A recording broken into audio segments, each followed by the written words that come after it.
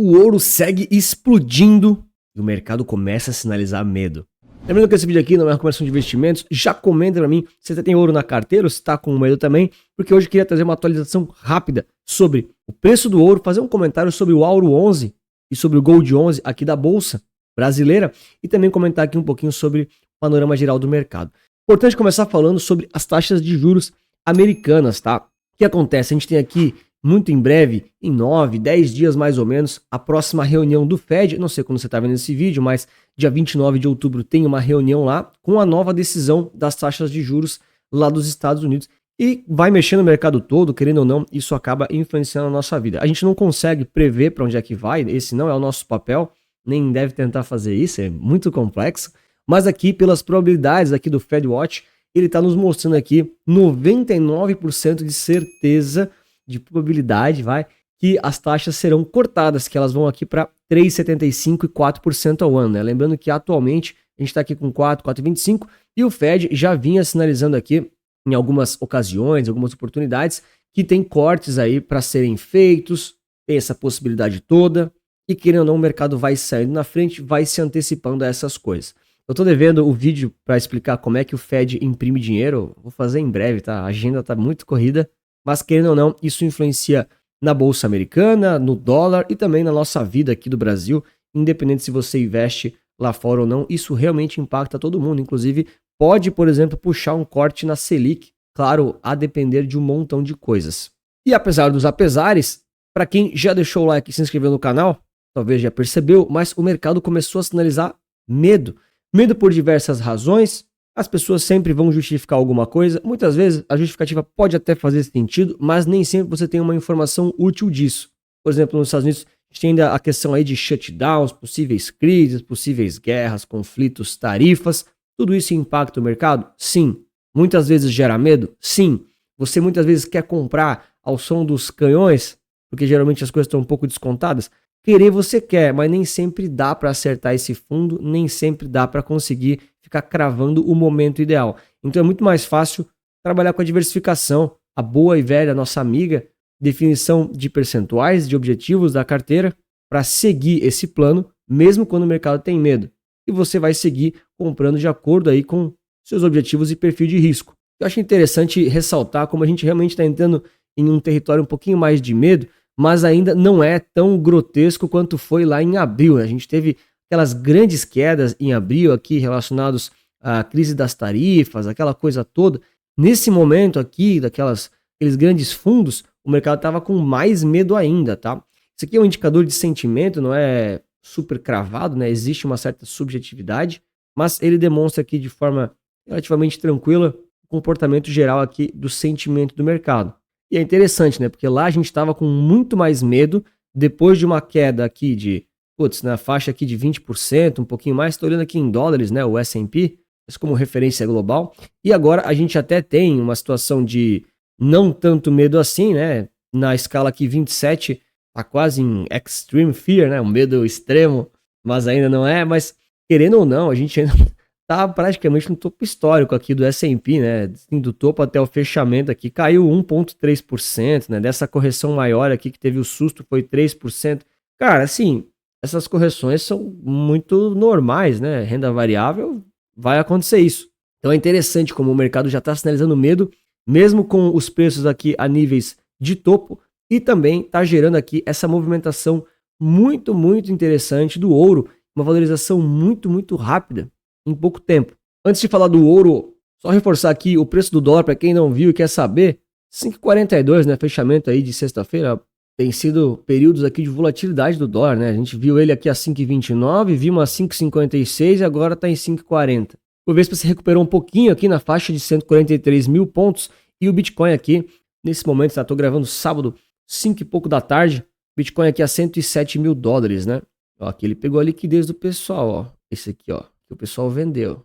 Também sinalizando bastante volatilidade, né? Pô, ele foi de 125 mil dólares, 126 para 103, né? Cara, baita correção rápida, quase 20% de queda aí de drawdown, bastante volatilidade aí. E sempre a gente vai entender que são variáveis demais para você controlar, prever ou adivinhar, seja lá as taxas de juros americanas, tem até as brasileiras que eu nem comentei aqui, ou então a questão do medo, da ganância, e os próprios ativos A gente nunca sabe exatamente o que vai acontecer com o mercado, mas vale sempre a estratégia da diversificação para você dormir mais tranquilo, ficar em paz, viver sua vida, conseguir trabalhar melhor, aportar cada vez mais e ter uma jornada financeira tranquila, uma carteira que realmente é interessante para você. E a forma mais fácil para você ter essa carteira diversificada é usando ETFs para te dar exposições que façam sentido para você e você pode aprender a analisar ETFs através do Capital Certo ou da nossa assinatura recorrente, que tem até as carteiras recomendadas de bônus. Tá tudo explicado aí na descrição ou no link do comentário fixado. E aqui sobre o ouro, eu queria só fazer alguns comentários. O primeiro deles é sobre a valorização bem relevante mesmo que está tendo. E depois quero comentar aqui dos nossos 2 produtos brasileiros principais para mostrar na prática aqui algumas coisinhas. Então, bom, puxei aqui um gráfico semanal assim de longuíssimo prazo só para mostrar para vocês o seguinte, né? Cara, a gente vem de uma alta muito estrondosa. E aqui tem vários cuidados para serem tomados. Vou botar no diário aqui só para a gente ver um período mais curto. Você pega aqui dessa pernada de agosto até agora, 30%. Isso aqui é em dólares, tá? Não estou olhando em reais, não. E o ouro chegou a $4.300. Realmente impressionante a performance. Quando a gente coloca aqui no gráfico semanal, o que eu queria mostrar para vocês é lógico que isso aqui é uma análise bem rápida, né? Vou fazer alguns comentários aqui em relação à volatilidade e também alguns riscos. A gente não tem uma valorização em janela móvel de 1 ano dessa relevância desde 2006 no ouro, tá? Ó, para quem não sabe fazer e quer aprender, você consegue colocar aqui um gráfico semanal aqui no Panorama Resulta Capital, se quiser acessar, é grátis, tem um link ali na descrição. E aí você puxa o ROC, que é o Rate of Change, é um indicador aí que ele está simulando uma janela móvel, tá? É uma aproximação bem útil. Você bota aqui, ó, 50 períodos semanais, é porque é 1 ano, tá? Ou seja, o ROC nos mostra o período ali de 1 ano em janelas móveis que o ativo de cima está retornando positivo ou negativo. É claro, se você botar 100 períodos aqui são 2 anos, se você botar 150 são 3 anos, assim por diante, mas é legal olhar de 1 ano aqui só para ser um pouco mais objetivo e direto ao ponto. Então, nesse momento aqui, numa janela móvel de 1 ano, ou seja, quem comprou ouro 1 ano atrás, agora em dólares, está com 55% de valorização. Cara, isso é tão relevante, mas tão relevante, que, por exemplo, a gente teve em 2011 na faixa de 47%, em 2009 acima de 50% e em 2008 50% também. Ou seja, a gente já está em 55%, tá? Nessa janela específica, assim, pensando aqui, a última vez que teve uma valorização tão relevante assim, cara, foi lá em 2006, em 1 ano. E tem muita gente que fala, né, pô, quando o ouro dispara assim, o mercado tá prestes a fazer alguma coisa. De novo, muito difícil você ficar prevendo o que vai acontecer, se é o S&P que vai cair, se é o Ibov que vai subir. Mas aqui valem os cuidados para alguns pontos. Primeiro, o ativo, ele além de ter se valorizado bastante, ele está em regiões de topo, tem bastante volatilidade e muita gente às vezes se anima para comprar porque viu na mídia, viu nas notícias. E não é que ouro é bom ou que é ruim, é que você tem que fazer a seguinte pergunta: ouro faz sentido para o meu portfólio, para eu segurar por X anos de acordo com seus objetivos de investimento? Se sim, como é que você vai fazer para comprar? Vai comprar tudo de uma vez só? Ou vai fazer um DCA ao longo das semanas e meses? Quantos por cento vai ter de ouro? É 1, é 5, é 10, é 50? 50 é muito, foi um exemplo, tá? Não façam isso. Se você colocar esse percentual, qual vai ser a volatilidade que você vai estar exposto? Então aqui vai mais um alerta, porque não é que ele se valorizou tanto que ele não pode subir mais. Não, ele pode subir o quanto for. Ele pode subir aqui, ó, até 70%, que foi lá o pico de valorização em 12 meses lá em 2006. Ele pode subir mais ainda. Ninguém sabe até onde ele pode ir, né? Ele pode ir até o infinito. Na realidade, ele tende ao infinito, né? Por conta da impressão de dinheiro. Mas acho que isso é de uma discussão para outro momento. Mas o ponto é o cuidado que você vai ter ao entrar em ativos nessas situações que estão esticados, mas não por ele estar esticado, por você não estar animado ou estar se iludindo para comprar isso. De novo, se faz sentido, faz, não tem problema, mas tem que ficar esperto. Senão muita gente acaba entrando na animação, comprando só porque está na mídia, porque agora está caro. E o ouro é cíclico, né? Às vezes você tem aqui drawdowns relevantes também que pode acabar machucando aqui a sua posição. Então é importante sempre tomar o cuidado e, de novo, né? Boa e velha diversificação nos ajuda pra caramba nesse sentido. Pegando aqui do início do ano, né? Desde 2025 aqui o ouro em dólares valorizou 62% e aqui em reais na faixa de 40%, né? A gente tem essa desvalorização não, né? Uma valorização menor porque o SDBRL, nosso dólar tá caindo. Então nesses ETFs aqui, por exemplo, tem o GLDX também, né? Tem alguns de ouro, mas peguei o Gold 11 porque o histórico é maior. Você tem o câmbio embutido, então se o dólar desvaloriza, esse ETF desvaloriza um pouquinho também, vamos dizer assim, né? Porque ele vai somar as performances. E o comentário que eu queria fazer aqui ainda sobre o Auro 11, eu nem puxei ele aqui por conta... Ele é muito recente, né? Acho que se puxar não tem quase nada de dados. É muito recente. Mas dá para fazer um comentário aqui com o IAU-I, que é o ETF original lá, que eles têm, que fazem a venda coberta lá dos Estados Unidos. Tem a performance parecida aqui com o Auro 11, sim, vai ter no médio e longo prazo, a tendência é ser replicar o ETF americano, tá?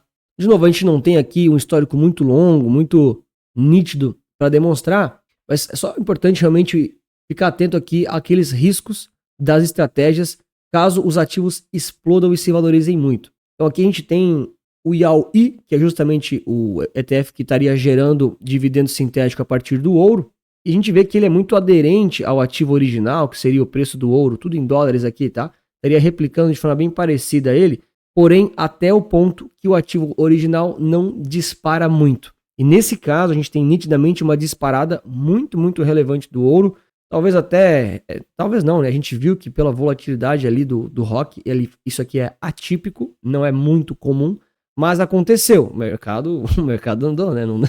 Não é a nossa escolha. E aí muitas vezes você fica exposto aqui, exposto não, né? Mas você não consegue capturar o retorno completo do ativo original, né?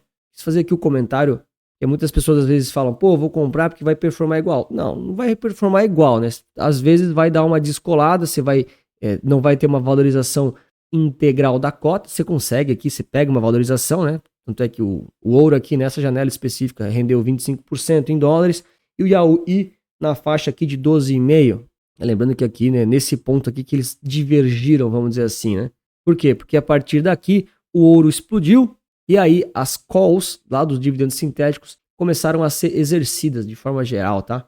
Ou seja, o ativo não conseguiu capturar integralmente a performance lá do ativo original, vamos dizer assim, e acabou se valorizando um pouco menos. Seguiu se valorizando? Seguiu, mas é um risco. De novo, é importante você ter clareza para ver se ativos que geram renda passiva realmente fazem sentido para você e entender todos os detalhes do mercado.